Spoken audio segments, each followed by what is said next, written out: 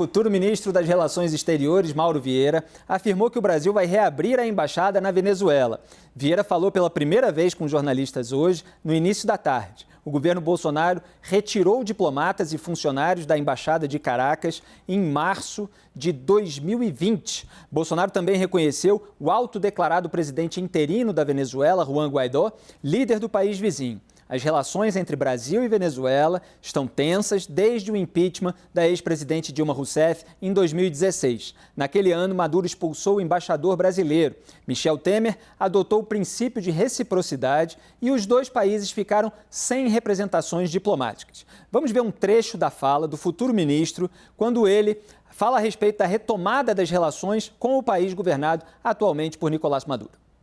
Com relação à Venezuela, o presidente também me instruiu que restabelecêssemos as relações com a Venezuela, o que faremos a partir do dia 1º, enviando, num primeiro momento, um encarregado de negócios para retomar os prédios que nós temos lá, residências, chancelaria, e reabrir a embaixada, e posteriormente vamos indicar um embaixador também junto ao governo venezuelano. Muito bem, vamos ao debate sobre esse assunto. O governo eleito do PT, isso foi muito explorado na corrida eleitoral pelo Jair Bolsonaro, a aliança com a Venezuela. A gente sabe que, a gente estava falando do BNDES, houve ali financiamento por meio de empreiteiras para obras no metrô de Caracas. Há essa proximidade, há muitas vezes as críticas de que o Lula não critica excessos cometidos por Nicolás Maduro, por Hugo Chávez na época que o antecedeu, pelo Daniel Ortega na Nicarágua, pelo regime cubano, e agora a gente vê essa reaproximação. Como é que você avalia, Raquel? Felipe, é preciso muito pragmatismo nessa questão venezuelana. A Venezuela é um país importantíssimo na região.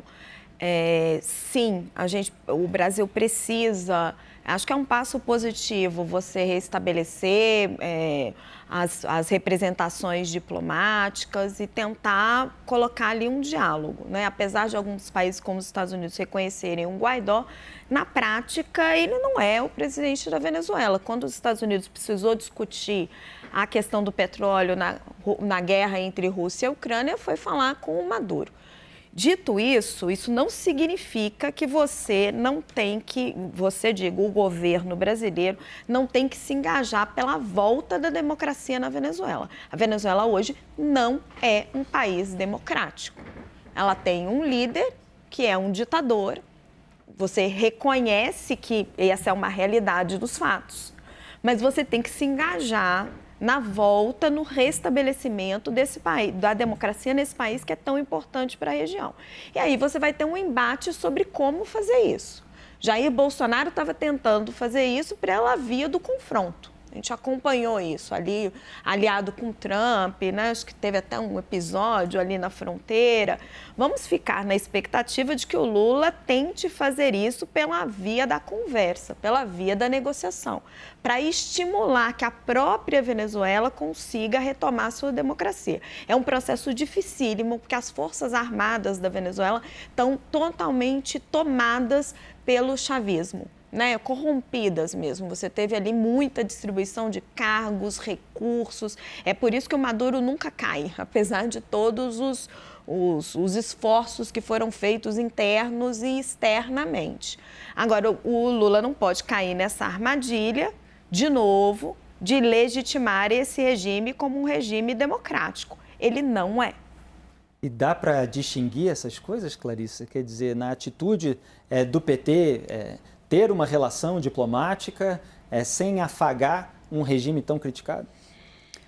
Além de eu concordar 100% com tudo que a Raquel estava colocando aqui sobre essa relação bilateral entre Lula e Nicolás Maduro, Brasil e a Venezuela, eu acho que a gente tem que levar em consideração o objetivo de médio a longo prazo que Lula já estabeleceu, já fixou como estratégico ali no futuro governo dele. Isso foi discutido em mais de uma reunião, principalmente algumas reuniões que Lula teve logo nos primeiros dias depois da eleição. Ele sentou-se com vários agentes aí desse segmento para debater os seus primeiros passos de política externa e uma coisa ficou muito clara: Lula quer recuperar o papel de protagonista na América Latina, nessas negociações na América Latina, na geopolítica local, inclusive como interlocutor para líderes de outros países, outras regiões. Exemplo, os Estados Unidos. É claro que a gente sabe que há uma posição muito clara do governo americano em relação à Venezuela. Essa questão da democracia é fundamental nas discussões internacionais, mas também pode, em alguma escala, ser interessante para um líder como o Joe Biden, por exemplo, ter em Lula uma espécie de interlocutor. Ele não precisa aprovar a forma do governo de Nicolás Maduro para entender que ele vai ter que dialogar com ele e que pode ser importante para o Brasil. Então, acho que são muitas questões que estão envolvidas aí, que podem ter impacto na decisão de Lula de fazer já esse primeiro gesto, mas eu acho que um ponto que eu acho que eu ouvi aqui mesmo, mais cedo, que a ordem dos fatores é importante. Aí, então, falou-se ali também sobre as primeiras viagens, que o novo chanceler falou também sobre as primeiras viagens que o presidente eleito vai fazer, que isso incluiria aí, então, Argentina, China e Estados Unidos. Lula foi convidado para ir para os Estados Unidos, então ele vai ter que montar agora um xadrezinho ali para ver aonde ele vai dar mais prioridade na largada, como que ele vai fazer aquele jogo que Lula gosta de fazer. Ele quer voltar a ser o cara, aquele que tomava tapinho nas costas do Obama, né? Como que ele vai recuperar esse prestígio internacional, seja na região, seja na relação com outras regiões, com os Estados Unidos, por exemplo. Obrigado, Clarissa. Eu quero ouvir o Boris a respeito dessa relação do governo eleito, do PT em geral, com a Venezuela. A gente tem visto, Boris, que esse governo eleito está mexendo em pontos sensíveis, pontos de desgaste do próprio PT, que foram expostos ao longo da corrida eleitoral. Então, é Petrobras e BNDES com essa mexida, aí, com esse afrouxamento da lei das estatais. BNDES houve aqueles financiamentos, Petrobras houve o Petrolão. Agora, essa relação é reativada com o regime venezuelano. Como é que você vê? Eu acho positivo que se retorne as relações com a Venezuela, guardadas todas as questões de direitos humanos, de liberdade democrática, etc., etc., assim como Cuba não precisa financiar o porto de Mariel, em Cuba, não precisa financiar o metrô na Venezuela.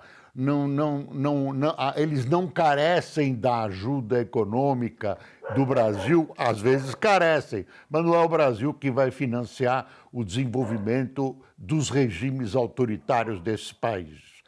O Brasil precisa manter relações diplomáticas com todos os países do mundo e eu reafirmo, guardando as diferenças e guardando os devidos anteparos que cada país merece. São coisas complexas, são relações complexas que precisam encontrar soluções complexas, mas a relação direta é importante.